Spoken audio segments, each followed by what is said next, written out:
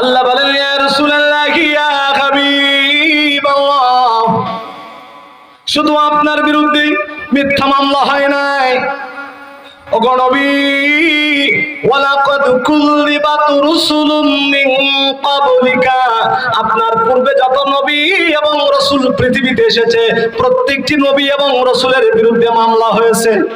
ইয়া রাসূলুল্লাহ ইয়া হাবিবাল্লাহ, আপনি হলেন জামানার পয়গম্বর, আপনি হলেন রাহমাতুল লিল আলামিন, আপনি কেন কাঁদছেন? বিশ্বনবী আমার বলেন আমি কাঁদবো না তে কাঁদবে কে? আমার বিরুদ্ধে তো ওরা মিথ্যা মামলা দায়ের করেছে।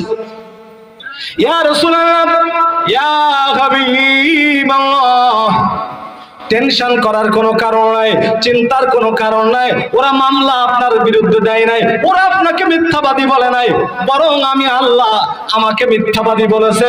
ও নবী, ওরা